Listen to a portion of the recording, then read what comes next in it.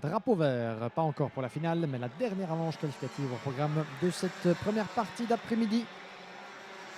Restez bien avec nous puisque après sur le coup de 16h50, nous avons rendez-vous avec la première des 4 dernières confrontations.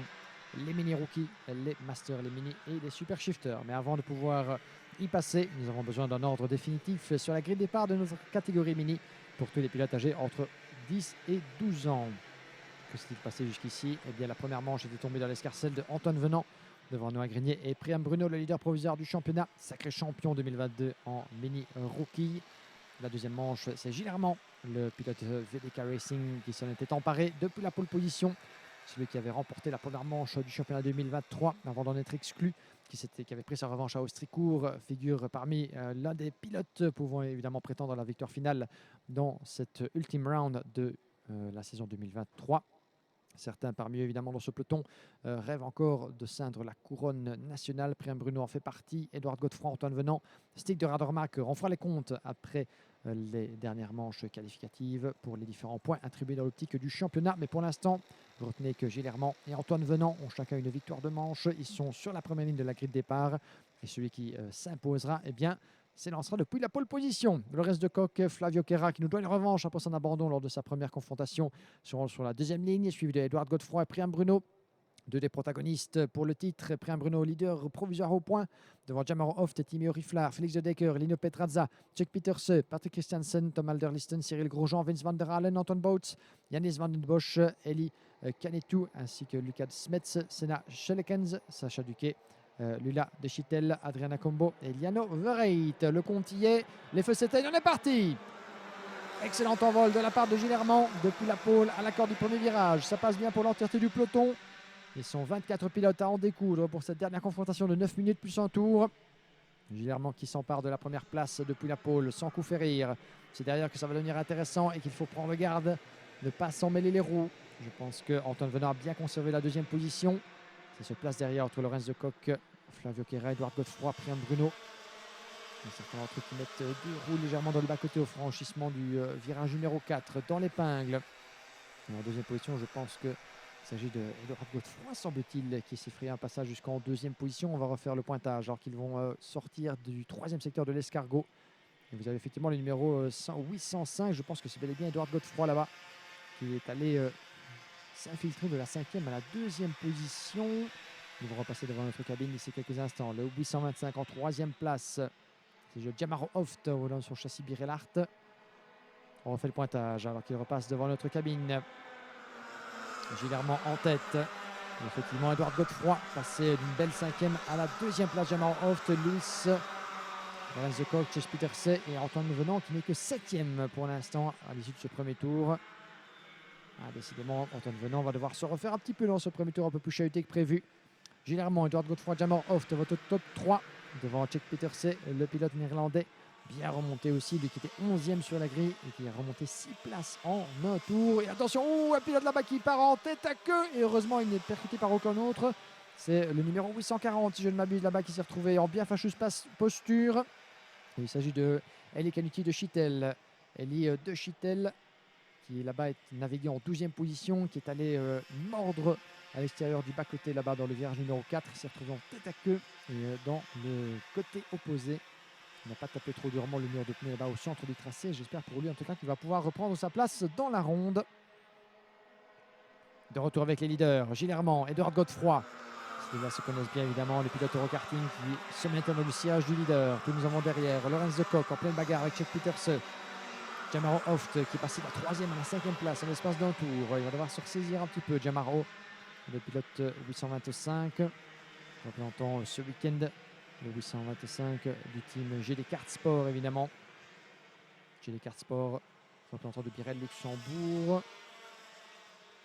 C'est PKM Racing, pardon. L'importateur. Et puis à la corde, ça passe pour Edouard Godefroy sur Gilles Hermand. Et voilà le premier changement d'importance en tête de la hiérarchie dans cette manche qualificative. C'est important évidemment pour Edouard Godefroy. Dans sa précédente manche qualificative, il avait terminé 3e. Gilles Hermand, une victoire pour Antoine Venant. Une 3e place pour Godefroy dans sa première manche. Il veut la victoire évidemment pour se garantir une position de départ parmi la plus avantageuse possible sur la grille de départ. Et voilà en tête le pilote Eurokarting. Germain va devoir contre-attaquer, évidemment, il va certainement pas attendre trop longtemps. Un petit coup d'œil au-dessus de son épaule pour voir où est le reste du peloton.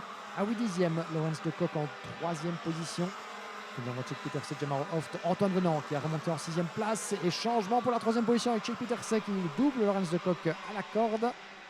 Bien joué de la part du pilote néerlandais qui nous avait gratifié d'une remontée du Diable Vauvert lors de sa première manche de manière totalement surprenante pour ses adversaires, inattendu dans le dernier tour. Il était parvenu à remonter de la 4e à la 2e place en doublant Edouard Godefroy et Noah Grignet dans les derniers instants de sa précédente manche qualificative. Donc Check Peterse qui avait véritablement trouvé la formule magique depuis la 11e place sur la grille à chaque fois. Et il parvient à remonter dans le top 3 et à se mêler à la lutte pour les derniers accessites. Et vous avez vu un drapeau vert brièvement à l'écran. Semble-t-il un souci là-bas pour les pilotes au milieu du tracé dans le 2e secteur. On n'a pas vu de qui il s'agissait encore, mais je pense que ça pourrait bien être toujours Lola de Chittel là-bas qui manque à l'appel. Lola de Chittel qui, tout comme Ellie de Chittel, eh bien, malheureusement, ça ne se passe pas bien pour les frères et sœurs de Chittel. Après Ellie, eh bien, c'est au tour de Lola d'être dans l'embarras, semble-t-il, alors qu'elle naviguait dans une excellente 12e position. La confirmation que pour Lola de Chittel et Ellie de Chittel, cette manche qualificative est d'ores et déjà à faire partie des souvenirs à oublier. Senna Schellekens n'avait pas pris part à cette deuxième manche qualificative pour ces groupes, alors que Priam Bruno a abandonné. Aïe, aïe, aïe, aïe, aïe, que s'est-il passé pour Priam Bruno? Eh bien, décidément, un nouveau soubresaut, un nouveau coup de théâtre dans cette catégorie mini avec la perte de Priam Bruno, le leader du championnat avant cette étape de Mariembourg. Aïe, aïe, que s'est-il passé pour le 878 qui a dû mettre pied à terre dans cette manche qualificative? C'est la raison du drapeau jaune que l'on a vu précédemment. Priam Bruno, abandon pour le numéro 878, le leader du championnat. C'est pas de chance pour le pilote de Dice Racing qui arrivait donc ici à Mariembourg avec des ambitions légitimes de pouvoir ceindre la couronne. Voilà des espoirs de titre qui ne sont pas forcément encore envolés, mais qui s'amincissent en fonction de ce que ses adversaires directs, Edouard Godefroy, Antoine Venant et Stig Rademacher vont pouvoir faire dans cette manche. Pour l'instant, Edouard Godefroy est en tête et maintient généralement juste derrière lui pour quelques centimètres d'espace. Check Peterse toujours 3e devant Antoine Venant, le pilote RSD qui remonte très très fort après avoir pris la mesure de Jammer Hoft, Laurens de Kock. Timo Rifflard 7e devant Vince van der Halen, Tom Alderlichten, Félix Dodecker qui ferme la marche en 10e position. Et plusieurs pilotes donc dans la barra dans cette manche qualificative avec l'abandon pour Ellie de Chittel, les ennuis pour Lula de Chittel et l'abandon confirmé pour Priam Bruno. Ça, c'est une petite catastrophe pour le leader du championnat. Ça va rebattre les cartes complètement au niveau de la hiérarchie sur la grille de départ de la finale. Donc catégorie mini qui entrera en jeu sur le coup de 17h35 avec une finale réservée aux 36 premiers, mais ils sont sous le coup des 36, donc tout le monde aura l'occasion de disputer cette ultime manche, cette ultime course du week-end et de la saison. Rien n'est joué pour la victoire entre Edouard Godefroy et Gilles Hermand à ce stade. Gilles Hermand, pour l'instant, 0 points, tout comme Antoine Venant, du fait de sa victoire.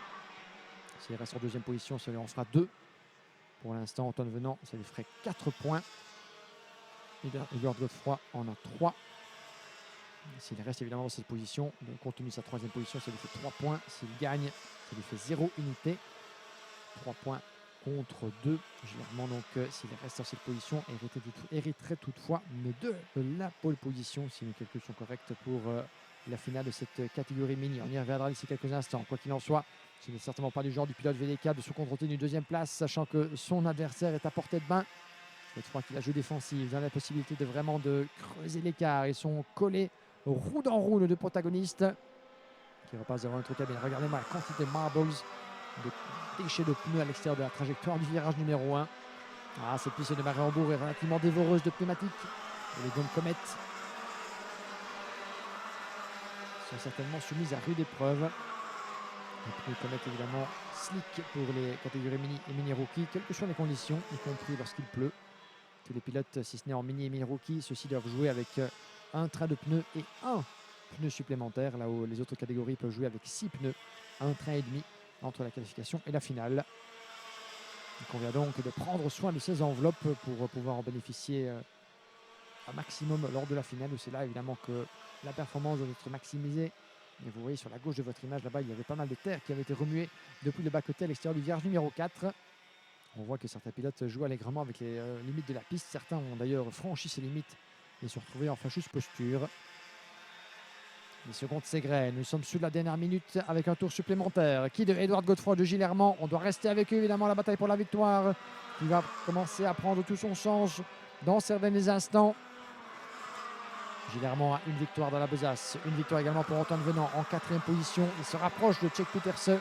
Ça va valoir la peine également, la bataille pour la 3e position à suivre. À l'écran, nous avons juste derrière effectivement un autre des pilotes VDK. Il s'agit, je pense, de Flavio Quera en pleine bagarre avec Tom Alderlichten et Timur Riflar pour la 7e place. Un groupe de pilotes encore relativement serré. À l'avantage pour l'instant, Flavio Quera qui s'est fait doubler, je pense, par Tom Alderlichten, le pilote néerlandais. Ça va être très serré, mais voilà qu'il tente un passage à la corde en force. Ça passe en force, mais malheureusement, il va devoir se contenter de revenir vers l'arrière. Ah, c'était bien tenté de la part de Flavio Quera là-bas, qui se fait un petit peu chahuter et qui pensait gagner une position. Il en a perdu une dans l'aventure. Il va devoir s'y remettre à 2 fois. Donc on va rentrer dans l'avant-dernier tour ici. Il en reste moins de 2 jusqu'au drapeau à damier, vous le voyez. Le Bayard qui fait rage. Le dernier tour, voilà, il est engagé pour l'instant. Il est engagé par Edward Godefroy devant Gilles Hermand. Il faut évidemment suivre, garder un œil, voilà, sur la bataille pour la victoire dans ce dernier tour. Edward Godefroy, Gilles Hermand et le pilote VDK qui porte son attaque dans le virage numéro 3 et ça passe. On la sentait venir évidemment cette attaque. Gilles Hermand qui aurait attendu le dernier tour, le 3e virage. Maintenant, était-ce le bon choix? Edward Godefroy a encore quelques opportunités pour éventuellement faire la différence. L'épingle à cheveux en est une première, mais Gilles Hermand ferme la porte. Reste au centre du tracé évidemment, c'est de bonne guerre. Il protège son axe suicide quoi qu'il en soit. Si cette victoire, si cette 2e place en tout cas aurait été signée de pole position, il veut le faire avec la manière et aller signer un 2e succès en autant d'épreuves pour un peu plus asseoir sa domination. Et je crois que on en restera là entre Gilles Hermand et Edward Godefroy. Godefroy 3e de sa première course, 2e de la suivante, ce qui va lui garantir un départ sur la 2e ligne de la grille si rien ne bouge. Le drapeau à damier est brandi et ce sera la photo finish entre les deux à l'avantage de qui? Et c'est bel et bien Gilles Hermand, je pense, qui l'emporte. Effectivement, 73 millièmes de seconde à l'arrivée. Eh bien, eh bien, eh bien. Ah, c'est ce genre de photo finish qu'on adore évidemment à ce stade de la compétition. Mais au final, ça s'est joué vraiment sur la ligne. À l'avantage de Gilles Hermand, le pilote VDK, qui aura fait le job. Edward Godefroy y aura cru jusqu'au bout. Le dernier tour se sera avéré décisif, mais Godefroy peut s'assurer en tout cas d'un départ en 2e ligne. Pour Gilles Hermand, ce sera la pole position, fort de sa 2e victoire en autant de manches qualificatives. 3e place pour Tchèque Peterse. Une des bonnes surprises de ce début de week-end, le pilote néerlandais qui partait de loin sur la grille de départ. Il n'était que 11e, mais à chaque fois, il s'est frayé un chemin jusque vers le haut du classement. Mais c'est Antoine Venant qui a repris l'avantage au dernier tour. Donc voilà, notre classement qui se met à jour à l'instant. Antoine Venant, 3e place pour le pilote RSD Karting. Il aura donc cumulé une victoire et une 3e place, le jeune pilote belge, ce qui lui confère donc 3 petits points. 2 petits points donc pour 0 points pardon, pour Gilles Hermand avec 2 victoires consécutives. 3 points pour Antoine Venant, donc, ce qui eh bien, fera de lui le pilote en 2e position sur la première ligne de la grille de départ. Si rien ne bouge, évidemment. Mais quel beau résultat, en tout cas, de la part de Gilles Hermand. Juste devant Edward Godefroy, Antoine Venant, 4e place pour Tchèque Peterse et le reste du classement que vous avez vu à l'écran. Ceci conclut, chers amis, eh bien, nos différentes courses qualificatives en vue des finales tant attendues. L'occasion d'une petite pause, évidemment, pour tout le monde ici sur le karting des Fagnes de Mariembourg. En effet, il est actuellement 16h passées de presque 10 minutes. On vous donne rendez-vous toutes et tous sur le coup de 16h50, d'ici 40 minutes, pour le départ des 4 finales, les 4 dernières manches décisives évidemment de la saison 2023, à commencer par les mini-rookies, suivis des masters, des mini et enfin les X30 Super Shifters pour clôturer le spectacle. Rendez-vous est pris, 16h50, pour la clôture en beauté de la saison 2023 de la IAME Series Benelux.